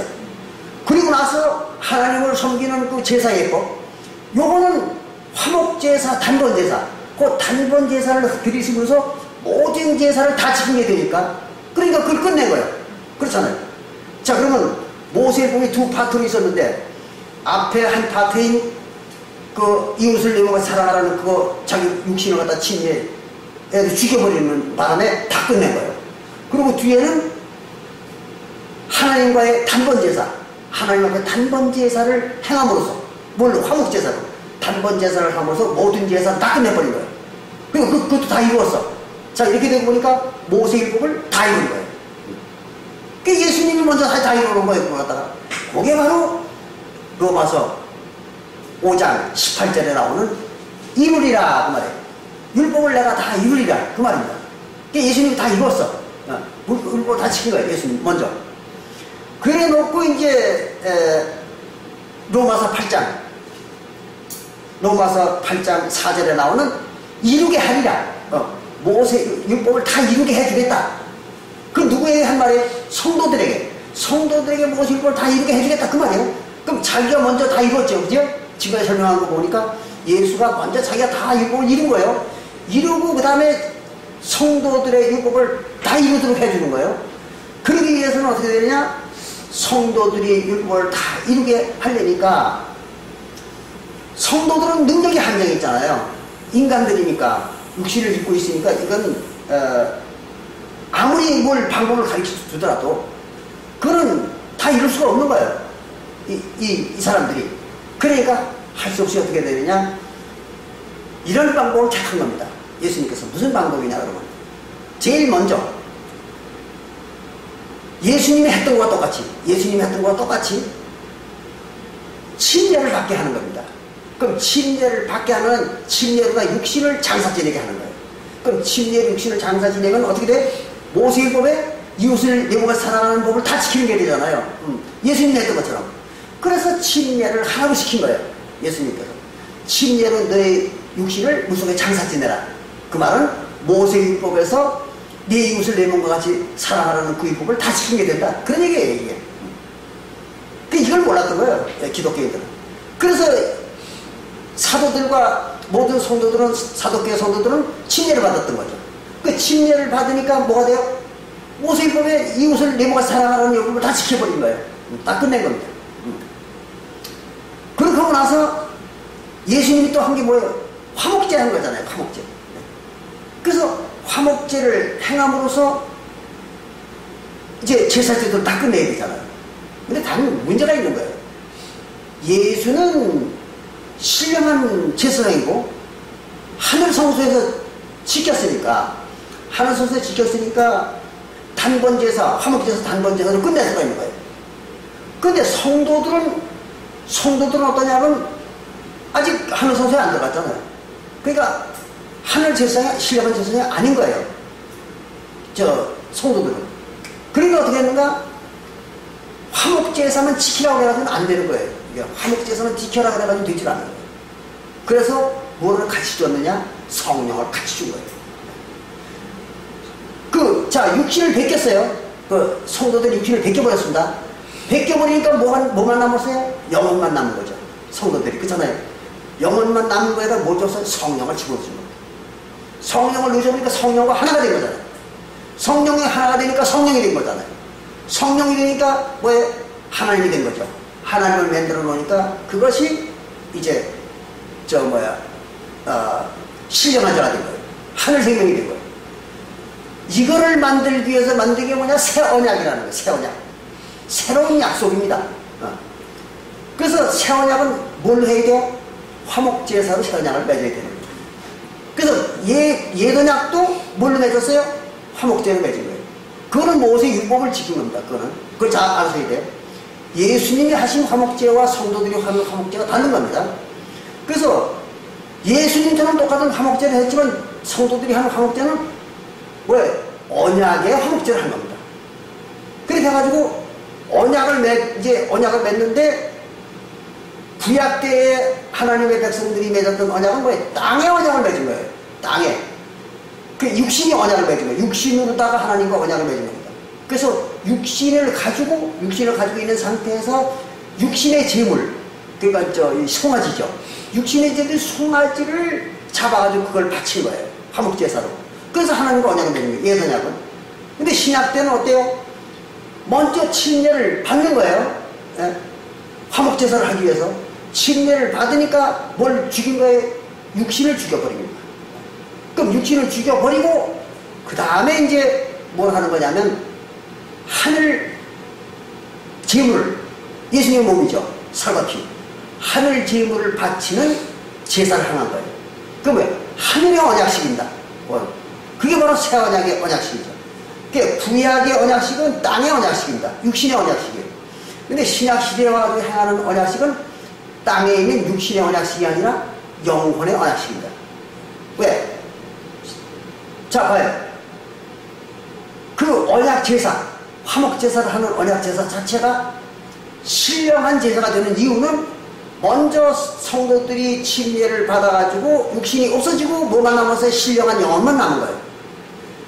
그 신령한 영혼만 남았는데 그 신령한 영혼이 바치는 제물이 뭐예요? 떡과 포도주. 예수님 몸이잖아요. 이거는 실제 떡과 포도주가 아니에요. 그거는 이제 예수님의 살과 피예요. 이것은. 그러니까 예수님의 살과 피니까 하늘 제물인 거예요. 이 3차원 세계의 제물이 아니에요. 그래서 신령한 제물입니다. 예수님의 몸은. 그래서 그걸 바치는 제사란 거예요. 그러니까 그 언약 제사 자체가 신령한 제사인 거예요. 언약 자체가. 새 언약의 언약 제사는. 그래서 신령한 언약식을 한 겁니다. 그래가지고 신령한 언약을 맺은 거예요. 하늘의 언약을 맺은 거죠. 하늘에서. 이렇게 돼가지고 신령한 제사를 맺으니까 하나님과의 사이에 어떤 계약이 된 거예요? 신령한 언약을 이룬 겁니다. 이루니까 하나님은 뭘 주는 거예요? 신령한 생명을 주는 겁니다. 그래서 성령을 넣어주는 거예요. 그래서 한 영이 되게 하는 거예요. 이렇게 해서 완전히 신령체를 만들어주는 겁니다. 그러면서 신령체를 만들어주면서 성도들의 영혼이 뭐가 돼요? 예수와, 바로 예수와 한 영이 되는 거예요. 그게 가장 중요한 키포인트입니다. 여기서. 그래서 고린도전서 6장 17절에 보면 성령과 합하여 한 영이 되었다 그랬잖아요. 저희가. 그러니까 성령이 바로 누구예요? 예수죠. 예수의 영혼이잖아요. 그럼 예수의 영혼은 하나님이잖아요. 그리고 하나님인 성령, 예수의 영인 성령, 그거가 이제 하나가 됐으니까 성도들의 영혼이 뭐가 된 거예요? 예수가 되고 하나님이 된 거죠. 자, 그러면 예수와 이제 하나가 됐습니다. 한 몸이. 그렇게 됐으니까 앞에서 우리가 뭐라고 했어요? 예수가 모든 모세율법을, 이웃을 사랑하는 율법과 제사를 드리는 율법, 이걸 하나님을 사랑하는 율법을 다 이뤘잖아요. 예수가. 그럼 다 이룬 그 예수가 한 몸이 돼버린 거예요. 신령한 제사를 드림으로써. 그렇게 되니까 예수가 다 해놓은 밥을 같이 먹게 된 거잖아요. 그렇잖아요. 예수가 다 해놓은 그 밥을 같이 먹는 거예요. 그러니까 하늘나라의 생명체가 돼버린 거예요. 그러니까 이 성도들은 그냥 언약식만 했는데 그냥 천국에 들어가 버린 거죠. 그래 예수가 먼저 이루어놓은 거예요. 그렇죠? 성령, 모세율법을 다 지키는 걸 이루어놓은 거예요. 예수가. 이루어놓은 것을 이 새 언약의 성도들은 그냥 올라타 버린 거예요. 거기에. 자기들은 그냥 육신을 벗고 그 다음에 신령한 제사, 예수님의 살과 피를 받아가지고 그걸 바치는 그 신령한 제사를 하니까 그냥 바로 자기가 성령을 받은 거예요. 그렇게 해가지고서는 뭐가 된 겁니까? 하나님이 된 거죠. 예수가 되고. 그러고 보니까 모든 모세율법을 다 지키게 되는 거예요. 왜? 예수가 다 지켜놨기 때문에. 그 예수가 다 지켰는데 그 속에 들어가 버렸으니까. 다 지킨 거예요. 이렇게 해서 이제 그 새 언약의 성도들을 율법을 다 지킨 자를 만들어준 거예요. 그 율법의 요구를 이루게 해준 겁니다. 이렇게 해서 처음에는 모세가 율법을 이루었고 그 다음에 성도들을 율법을 이루게 해준 겁니다. 그렇게 해서 이제 모든 율법을 다 이룬 겁니다. 자, 그러면 여기 분명히 아까 마태복음 5장 18절에 뭐라고 했냐면 처음에 얘기하기를 율법은 1.1획도 없어지지 아니하고 다 이루다 그랬잖아요. 그럼 예수님만 다 이루는 게 아니야. 성도들은 다 이루어야 돼요. 그러니까 예수님도 다 지켰어야 되고 성도도 다 지켰어야 돼. 그래야 되는데 예수는 다 지켰지만 성도는 다 못 지켰잖아요. 지킬 수가 없잖아요. 그래서 예수와 한 몸을 이루는 그 율법을 줬던 거예요. 그게 뭐예요? 새 언약의 법이죠. 그래서 그걸 뭐라고 했느냐? 예수님 속으로, 성도들 속으로 예수님이 들어간다. 이렇게 된 거예요. 성령이 성도들 속으로 들어갔다. 어디에 그렇게 있어요? 바로 고린도전서 3장 16절에 나와 있죠. 고린도전서 3장 16절에 성령이 너희들 속으로 들어갔다. 그래서 너희들이 성전이다 그랬잖아요. 그러니까 성령이라고 하는 예수님이 성도들 속으로 들어갔기 때문에, 그 속으로 들어갔기 때문에 성도들이 다 하늘 성전이 되고 그리고 모든 율법을 다 이루게 되는 거예요. 그걸 갖다가 이제 새 언약이라고, 그걸 새 언약이라고 그렇게 이제 구약 성경에서도 설명하고 있습니다. 그게 재미난 얘기죠. 예레미야서 31장에 보면 이제 재미난 얘기가 나옵니다. 예레미야서 31장 21절에 보면 거기 그렇게 기록을 했어요. 여기 보면 예레미야서 31장 21절부터 보면은 새 언약을 만들 것에 대한 얘기고, 또 같은 예레미야 31장 그 밑에 31절부터 보면 예레미야서 31장 31절 같은 페이지입니다. 그 밑에 보면 거기서부터는 34절까지는 새 언약을 어떻게 만들겠다는 것이 나오는 거예요. 그럼 먼저 예레미야서 31장 21절을 봅니다. 그러면 이제 21절부터 22절에 보면 하나님이 새 언약을 만들 때 이렇게 만들겠다 하는 얘기가 나옵니다. 처녀 이스라엘이라고 했어요. 이 이스라엘이라도 처녀라고 했어요. 왜 처녀라고 했냐 그러면 하나님과 언약을 맺어가지고 하나님과 백성이 되면 그걸 뭐라 해요? 아내라고 해서 아내 또는 어미, 아내, 어미 그렇게 얘기합니다. 하나님과 언약을 맺은 백성들은. 근데 언약이 깨졌거나 언약을 맺지 않았거나 언약이 깨져버린 그 백성들을 갖다 하나님 뭐라 해? 처녀 또는 그걸 뭐라 그래? 신부, 처녀 또는 딸, 맞아요. 딸, 처녀 이렇게 얘기합니다. 그럼 딸과 처녀는 뭐예요? 결혼 안 한 거예요 아직. 그러니까 결혼 안 했으니까 그건 언약을 안 맺었다 그 말이에요. 근데 언약을 맺은 거는 뭐라? 아내 또는 어미 그렇게 얘기했죠. 그러니까 그건 이제 언약을 맺은 백성을 갖다가 그렇게 얘기합니다. 어미 또는 아내 잘 구분해야 돼요. 그럼 처녀 이스라엘아 그 말은 아직 언약 안 맺은 거예요. 그럼 원래는 언약을 맺었던 거잖아요. 그죠? 원래 언약을 맺었다가 쫓겨난 거잖아요. 법을 안 지켜가지고. 그래서 그건 또 그 뒤에 설명이 나옵니다. 같은 예레미야서 31장 32절에 그 설명이 나와요.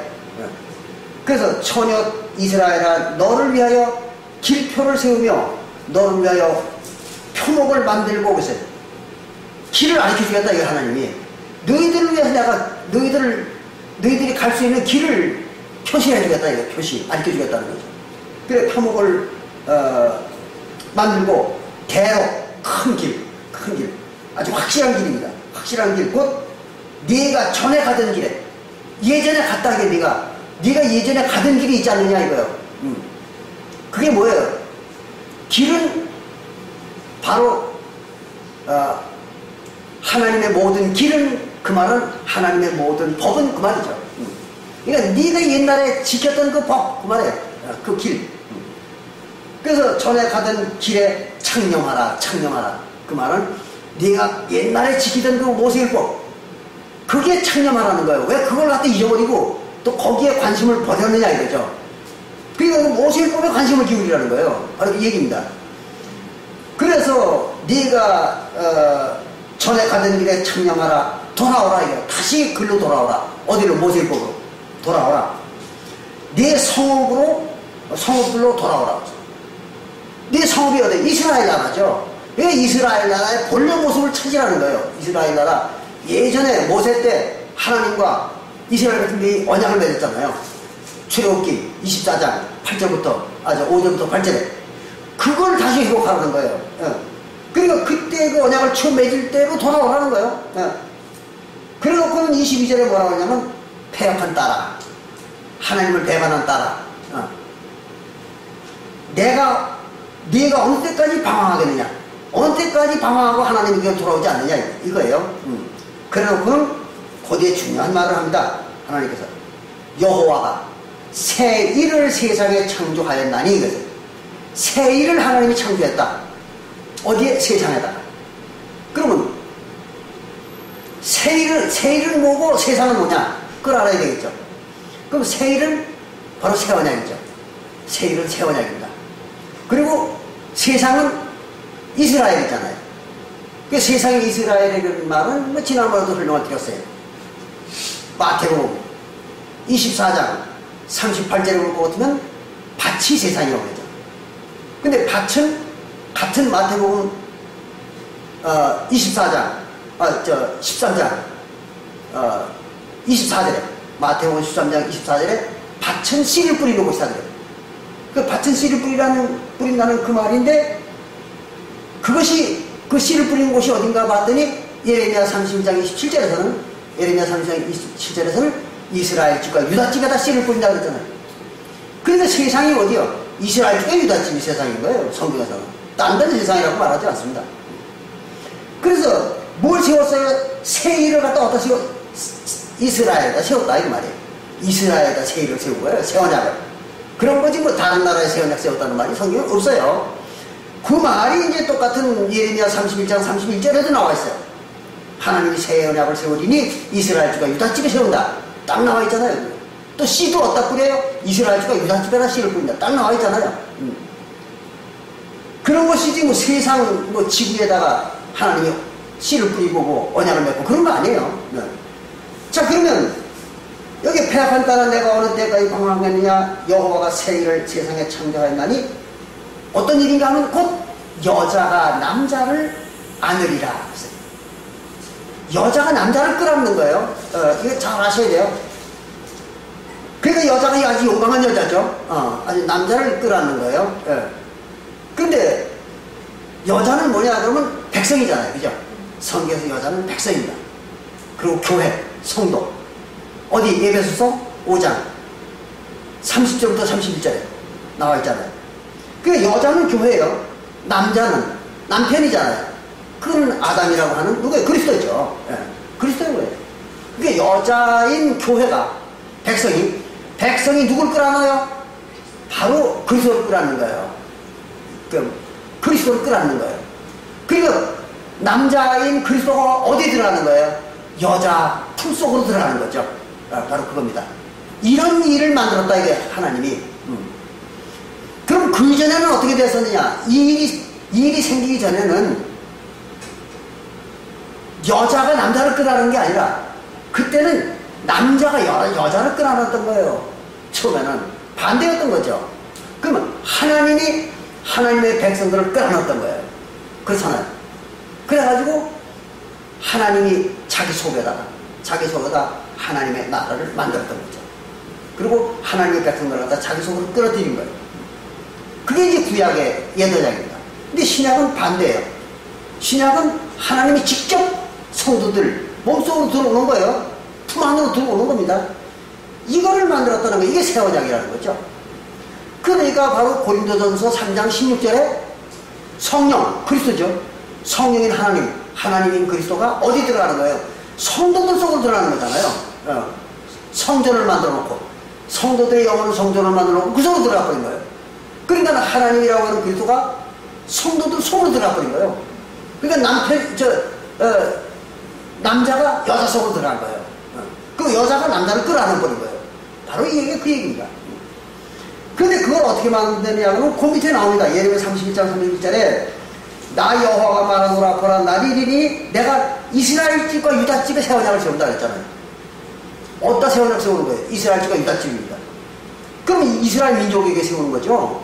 그런 거지 다른 민족에게 무슨 새 언약을 세워요? 그런 거 없잖아요. 근데 오늘날 모든 기독교에서는 뭐라고 그래요? 자기들한테 이방인에게다가 새 언약을 세웠다고 이따위 거짓말들을 하고 있는 거예요. 환장한 얘기잖아요. 그러니까 새 언약은 엄연히 이스라엘 나라 사람한테 세운 거예요. 그럼 구원은 뭘로 받는 겁니까? 새 언약으로 받는 거잖아요. 다른 걸로는 구원 받을 수가 없어요. 새 언약으로만 구원 받아요. 즉 죄사함. 아까 우리가 마태복음 26장 28절에서 봤죠. 새 언약으로서만 죄사함을 받는 겁니다. 그게 구원이죠. 그런데 그 새 언약을 준 게 누구예요? 이스라엘 사람들이죠. 유다 사람과 이스라엘 사람들이잖아요. 그래 이스라엘 사람과 유다 사람들한테 새 언약을 맺은 거예요. 새 언약을 준 겁니다. 자, 이렇게 얘기하면 이제 어떤 사람들은 그렇게 얘기합니다. 그럼 이방인들 중에 구원받은 사람들은 뭐냐? 이렇게 또 반론을 할 사람들이 있을 거 아니에요? 그럼 사도 서신에 보면 이방인들도 구원받았다고 하는데 그 이방인들은 이스라엘도 아니고 유다도 아니지 않느냐? 근데 그 사람들은 어떻게 구원받았냐? 이런 얘기 할 거란 말이에요. 여기에 이제 문제가 있는 거죠. 그래서 하나님께서는 미리 그따구 소리 하는 자들이 있을 거 알고 그래서 이제 아모스 9장 11절과 12절을 기록해 놓은 겁니다. 그래서 이제 아모스 9장 11절과 12절에 보면 거기 이제 이런 말을 기록해 놓은 거죠. 아모스 9장 11절에 보면 그날에 그게 이제 뭐예요? 예수님이 오실 때 마지막 때 이스라엘 나라의 마지막 때입니다. 그래서 사도행전 2장 17절하고 또 베드로전서 1장 20절하고 그 두 군데 똑같이 지금이 마지막 때라고 했잖아요. 베드로가. 그 무슨 마지막 때요? 유대 나라의 이스라엘 나라 역사의 마지막 때 그런 얘기입니다. 그러니까 성경에서 얘기하는 마지막 때, 종말, 말세, 그거는 뭘 얘기하는 거냐? 바로 이스라엘 나라의 역사의 말세를 얘기하는 거야, 종말을. 그런 거지 뭐 지구가 없어지는 말세, 뭐 종말 있다고는 없는 거예요, 원래가. 그런 게 성경에 어디 있어요? 근데 이걸 갖다가 이스라엘의 종말을 말세라고 하는 베드로가 얘기한 그 말세를 가지고 무슨 지구의 뭐 모든 인류가 다 없어지는 종말이 말세가 온다고 이렇게 사람들을 속이는 거예요. 성경이 안 보이니까 여러 가지 돈이나 뺏고 사람들 골탕 먹이고 이따위 짓들을 하는 거죠. 그런데 이게 이제 바로 그 말은 말세에 그 말입니다. 말세에 내가 이거 하나님이 다윗의 무너진 천막을 세운다 그랬어요. 다윗의 무너진 천막을 일으키고 그 말은 다윗 왕국을 다시 세운다 이런 얘기예요. 그럼 다윗 왕국을 다시 세우려면 누가 나타나야 돼요? 다윗 왕이 나타나야죠. 그렇잖아요. 그래서 이제 다윗 왕을 다시 보내는 거예요. 하나님께서. 그래 온 게 누구예요? 다윗 왕으로 온 게 예수잖아요. 예수가 바로 이제 다윗 왕으로 다시 온 사람입니다. 그게 어디 나와요? 바로 이제 누가복음 1장 나오죠. 그래서 누가복음 1장 32절에 보면 누가복음 1장 32절 이하에 볼 것 같으면 예수님이 다윗의 왕위를 가지고 왔다 이렇게 기록되어 있죠. 그래서 누가복음 1장 32절과 33절에 보면 다윗 왕이 예수가 다윗 왕의 왕위를 가지고 왔다 그렇게 써 있어요. 그럼 예수가 다윗 왕으로 왔다는 얘기잖아요. 사도교회에. 그럼 왜 다윗 왕으로 왔겠어요? 그것은 다윗 왕국을 다시 세우는 거예요. 예수가 와가지고. 그래서 예수가 세우는 나라가 새언약의 나라잖아요. 사도교회잖아요. 그것이 바로 무슨 나라예요? 다윗 왕국이죠. 그게. 그걸 잘 이해하셔야 됩니다. 그래서 예수가 와가지고 다윗 왕국을 다시 세웁니다. 그때 무슨 일을 하는가 봅시다. 아모스 9장 11절에 다시 돌아갑니다. 아모스 9장 11절에 보면 그 다윗 왕이 와가지고 다윗 왕의 무너진 천막을 일으키고 그 틈을 막으며 그 퇴락한 것을 일으켜서 옛적과 같이 세우고 옛적과 옛날의 다윗 왕국을 다시 세운다는 거죠. 그 옛날과 똑같은 다윗 왕국을 예수가 세우는데 저희로 해서 저희가 누구예요? 다윗 왕국이죠. 그렇잖아요. 다윗 왕국으로 하여금 그 말이에요. 근데 다윗 왕국은 다윗 왕과 그 백성들이잖아요. 그럼 다윗 왕은 예수님이죠. 백성들은 그 제자들이잖아요. 그래서 예수님과 사도교회 성도들로 하여금 그 말이에요. 예수님과 사도들로 하여금 에돔의 남은 자와 같아요. 에돔의 남은 자. 에돔의 남은 자는 뭐예요? 에서의 자손 중에 남은 자. 그래. 에서의 자손들이 다 하나님으로 떨어져 나갔잖아요. 그죠? 다 떨어져 나갔어요. 그리고 남은 자가 있다는 거예요. 아직 안 떠난 놈이 있다는 거죠. 그게 남은 자예요. 그래서 이스라엘의 남은 자는 누구예요? 유대인이잖아요. 그걸 잘 아셔야 돼요. 이스라엘의 남은 자는 유대인입니다. 그래서 이스라엘 12지파 중에서 다 떨어져 나가고 뭐만 남았어요? 나중에 유대인만 남았잖아요. 그래서 그걸 갖다가 이스라엘의 남은 자 그렇게 얘기합니다. 그리고 에돔의 남은 자 그 말은 에서의 자손들 중에서 다 떨어져 나가버리고 하나님으로부터 다 떨어져 나가고 마지막에 남은 자가 있다는 거예요. 그래도 거기에서 아주 극소수지만 그 남은 자 택한 자들이죠. 그 남은 자와 내 이름으로 일컫는 내 이름으로 그러니까 하나님의 이름으로 일컫는 그 말은 하나님의 이름으로 일컫는다 그 말은 무슨 말이에요? 하나님의 이름으로 제사 지내는 자들 그 말이에요. 하나님의 이름으로 제사를 지내는 자들. 그래서 하나님의 백성들은 뭐 하는 자들이 하나님의 이름으로 제사 지내는 자들이에요. 그렇기 때문에 시편 50편 5절에 시편 50편 5절에 보면 나와 제사로 언약한 성도들을 모으라 그랬잖아요. 하나님의 백성들은 뭐가 하나님의 백성이에요? 하나님과 제사로 언약한 자들이요. 시편 50편 5절에. 그러니까 나와 제사로 언약한 자들을 모아라. 그 말은 하나님의 백성들을 모으라는 얘기죠. 그것들이 누구예요? 하나님의 이름으로 제사하는 자들이에요. 그래서 내 이름으로 일컫는다. 이 말은 하나님의 이름으로다가 자기들을 대표한다. 이거예요. 자기들의 신분을 나타내는 자들. 뭘로? 제사로. 그런 얘기입니다. 아주 깊은 내용이 속에 숨어있는 거죠. 그래서 이름으로 일컫는 만국을 위해서 만국. 만국이 뭐냐? 아까 얘기했죠? 조금 보면 열국, 만국, 세상 똑같은 말이에요. 열국, 만국, 세상 똑같은 말입니다. 그걸 뭘 얘기한다고요? 이스라엘 나라를 얘기한다는 거죠. 그렇죠? 이스라엘 민족을 갖다가 만국 또는 열국 또는 세상, 천하 똑같은 말이에요. 그래서 그 만국이 뭐예요? 하나님의 이름으로 제사하는 만국, 그 말은 하나님의 이름으로 제사하는 이스라엘, 그죠?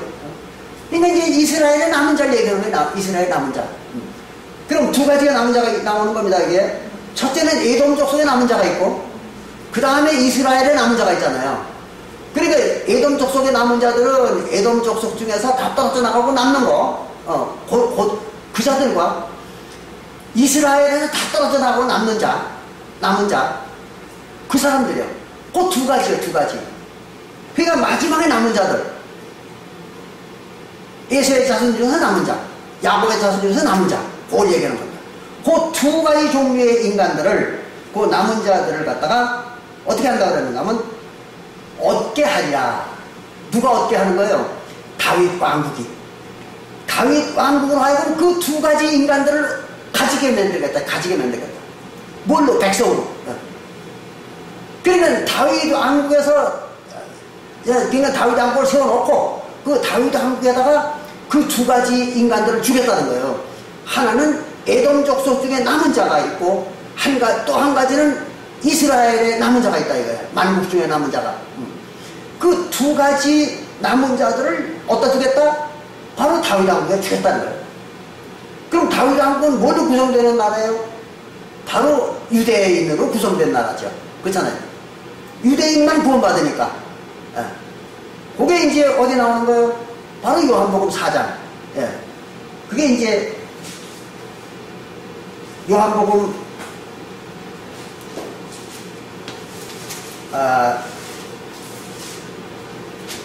4장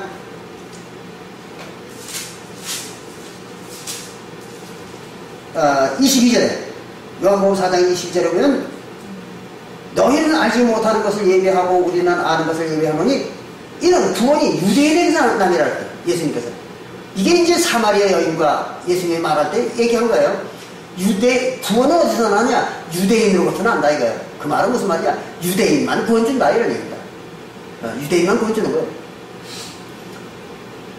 그런데 아까 우리가 아모스 9장 11절과 12절에 보니까 그 다윗 왕국 예수가 세우는 사도교회잖아요.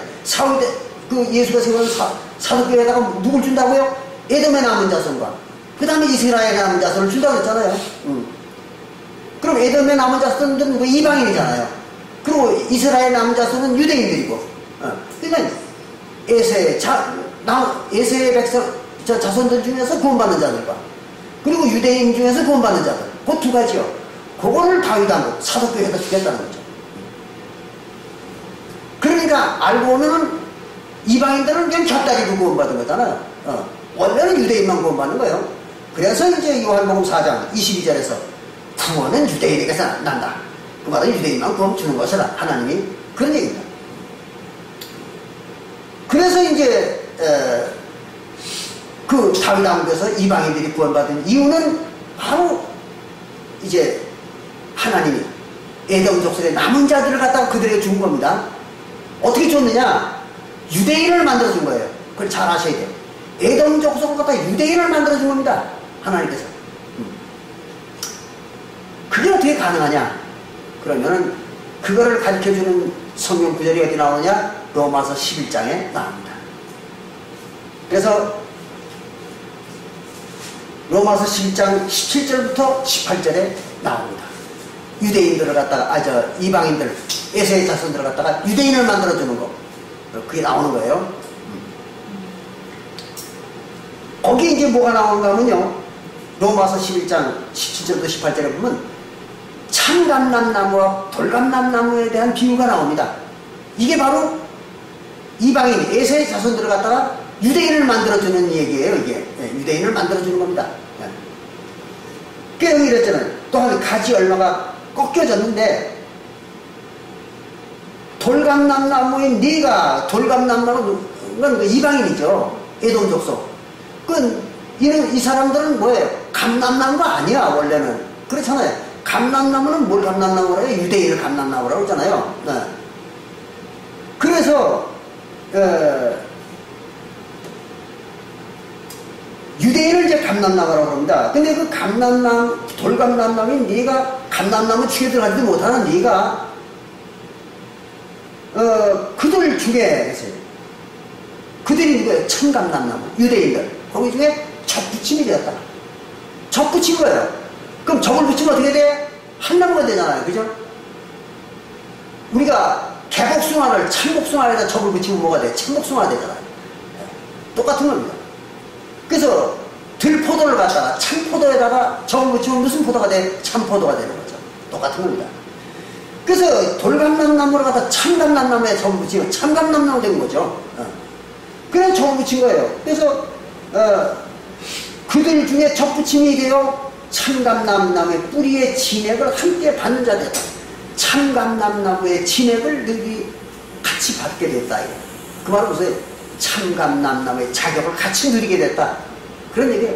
유대인의 자격을 같이 누리는 거예요. 이게 그 얘기를 하고 있는 겁니다. 그러니까 그 에돔 족속에 남은 자들은 그냥 접붙임이 된 거예요. 유대인한테. 그냥 얼떨결에 접붙임이 돼가지고 참감나무가 돼버린 거죠. 유대인이 된 거예요. 그래서 그들은 이제 유대인이 된 것입니다. 그럼 이게 과연 실제 그러냐? 유대인이 접붙임을 했다고 유대인이 되겠느냐? 궁금하잖아요. 됐다는 게 성경에 또 나와 있습니다. 어디 나와 있냐면 히브리서, 재밌죠?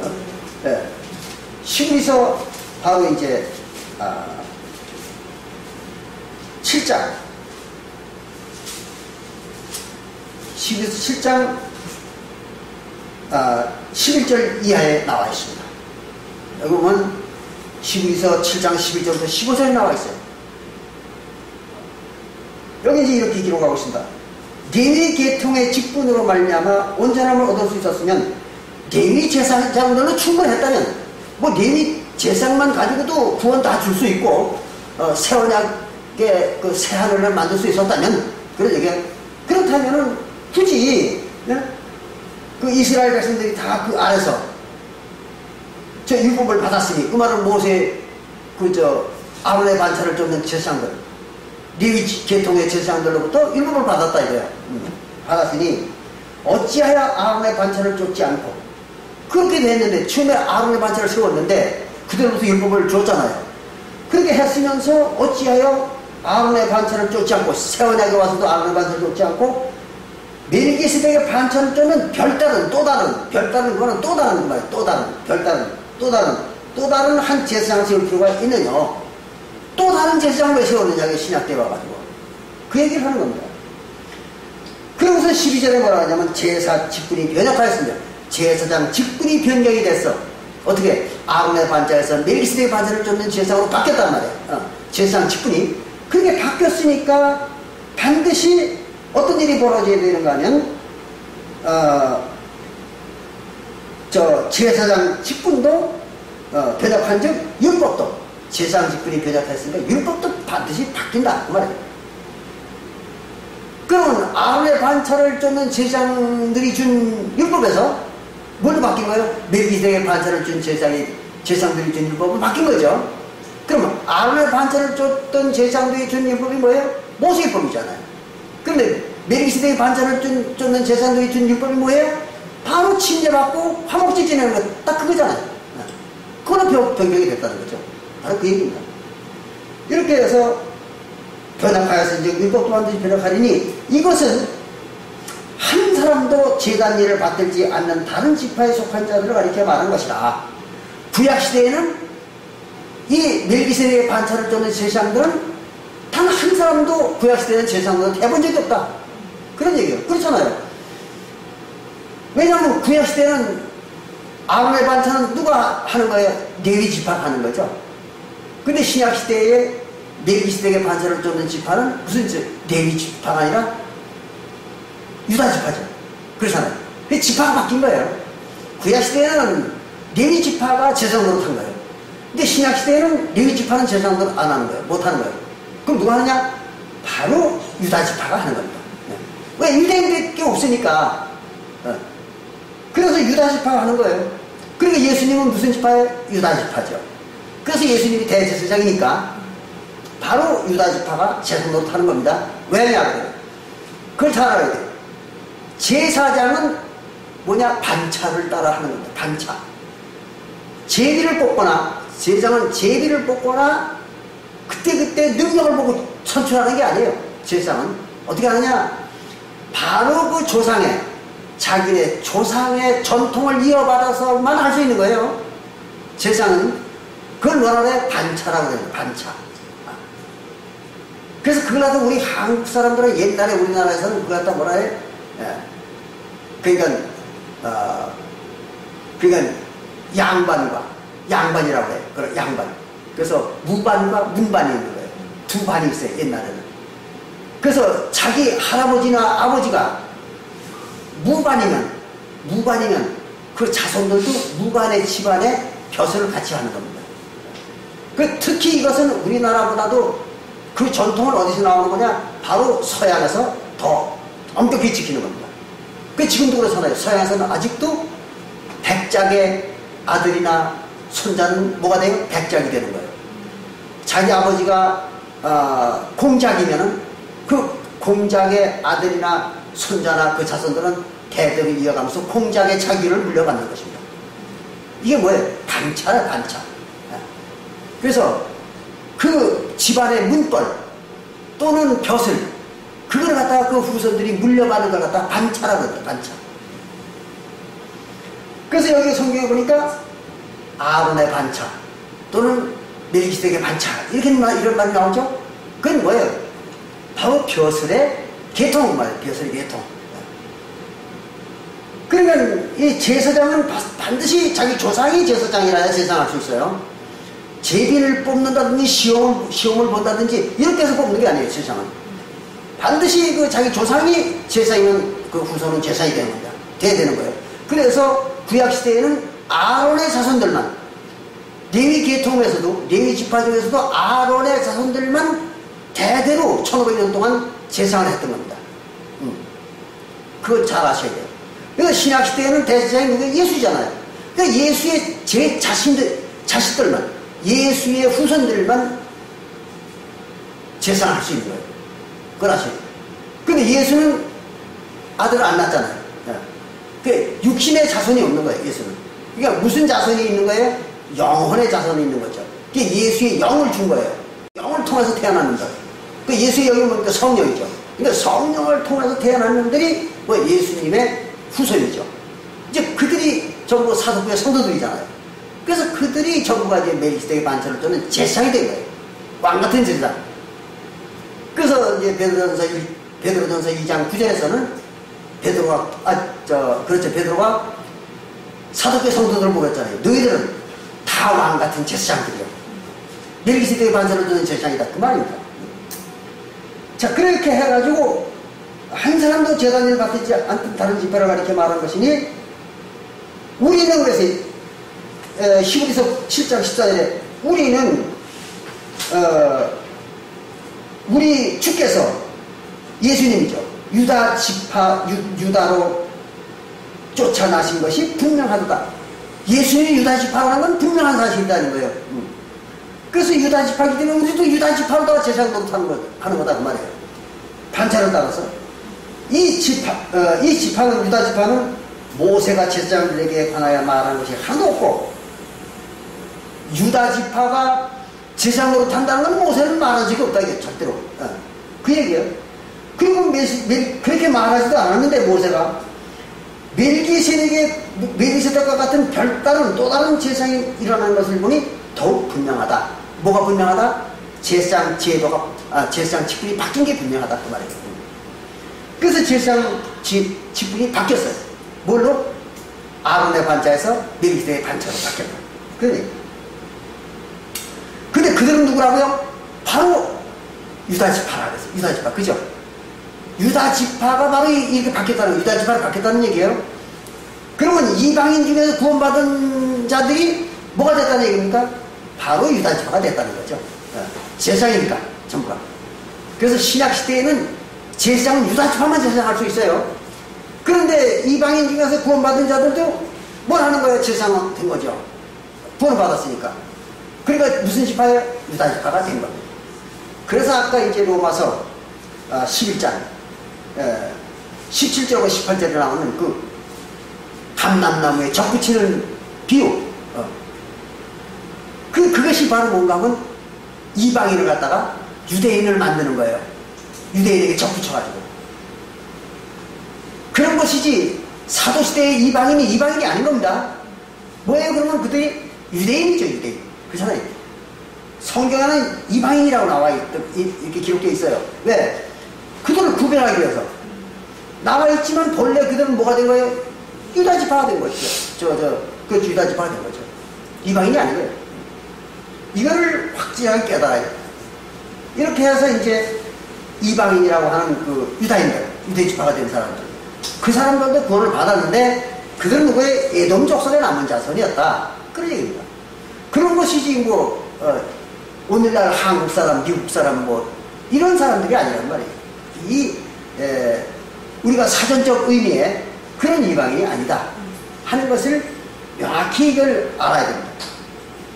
이렇게 보니까 결국은 이제 그 율법을 다 지키지 않으면 안 되고, 율법을 다 지키는 자들은 누구만 지키는 겁니까? 새 언약을 맺은 자들, 새 언약을 예수님과 하나님과 맺은 자들이죠. 근데 그들이 누구예요? 전부가 유다 지파잖아요. 그렇게 해가지고 유다 지파가 됐는데, 그 유다 지파 속에는 에돔 족속과 유대인이 같이 섞여 있는 거잖아요. 그래서 그걸 접붙임을 해가지고 하나를 만든 거죠. 이렇게 해서 이제 그들이 전부 예수님의 성령을 받아가지고 모세율법을 다 지키려 하는 거예요. 전부가. 그래서 이제 물론 그 뒤에는 또 우리가 어떻게 해서 모세율법을 다 지켰느냐 하는 것은 우리가 이제 모세율법과 구약율법이 같다, 똑같은 것이다 하는 걸 이제 좀 더 설명을 해야 되는데 그건 굉장히 기니까 그건 이제 다음에 설명을 하기도 하고, 오늘은 이제 이렇게 모세율법을 다 지킨 자만 이제 구원을 받고, 또 다 지키는 방법은 이런 것이다. 이렇게 함으로써 모세율법을 다 지킬 수가 있는 것이다. 그래서 예수님은 말하기를 마태복음 5장 18절에서 천지가 없어지기 전에 모세율법은 한 1.1획도 없어지지 않고 다 이룬다. 다 이룬다고 뭐야? 다 지킨다고 말이죠. 근데 지금 일반 기독교에서는, 모든 교회에서는 어떻게 얘기합니까? 모세율법은 지킬 필요가 없다. 그러잖아요. 새언약 때 와서 무슨 모세율법을 지키느냐. 그러니까 모세율법은 지킬 필요가 없다. 그냥 믿음으로 구원 받는다. 이런 소리 하는 거예요. 뭘 몰라서 그러는 거예요? 이게 무슨 말인지 몰랐던 거예요. 다 이룬다는 거. 그럼 모세율법을 다 안 지키면 구원이 없는 거예요. 근데 모세율법을 다 지키는 방법은 뭐가 있어요? 오직 한 가지밖에 없죠. 그거는 이제 모세율법을 행위율법이라고 하죠. 행위율법. 근데 그 행위율법인 모세율법을 갖다가 믿음의 율법으로 지키는 거예요. 행위율법인 모세율법을 믿음의 율법으로 지키는 거죠. 그게 이제 같은 모세율법을 갖다가 두 가지로 지킬 수가 있어요. 하나는 행위율법으로 지키고, 모세율법을. 또 한 가지는 믿음의 율법으로 지키는 방법이 있는 거죠. 그게 이게 중요한 거죠. 그래서 로마서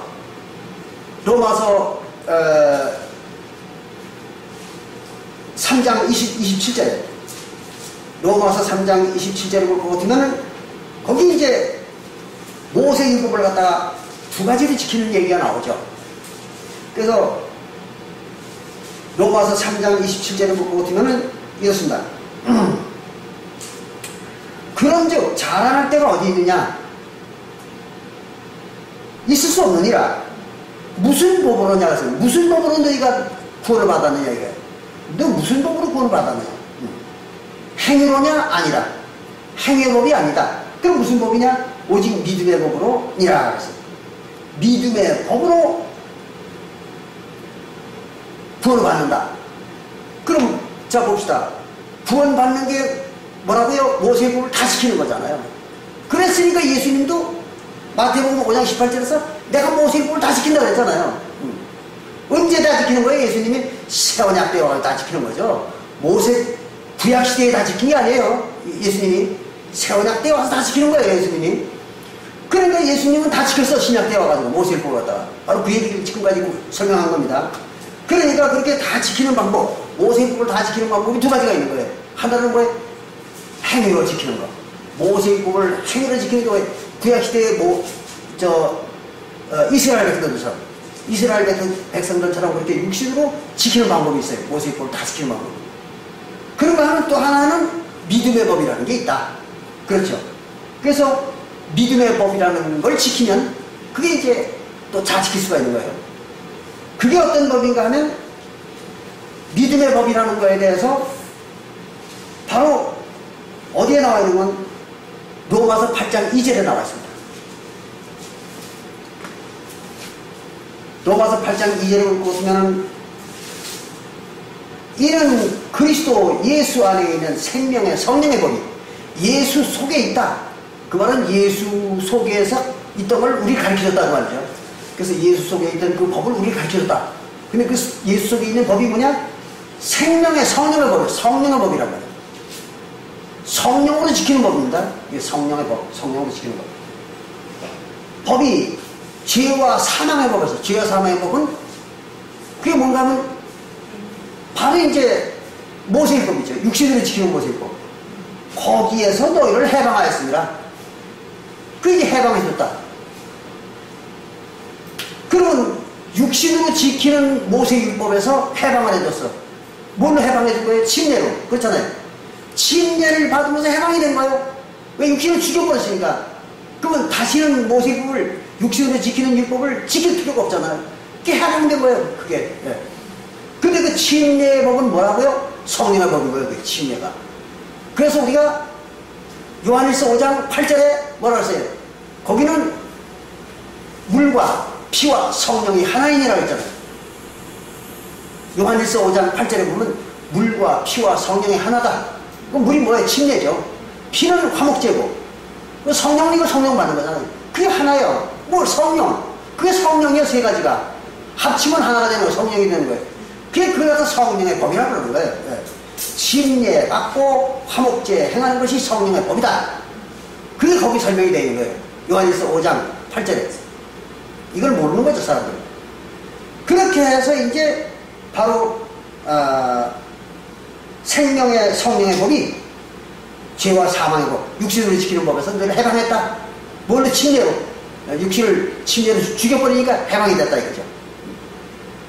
이렇게 된 거예요.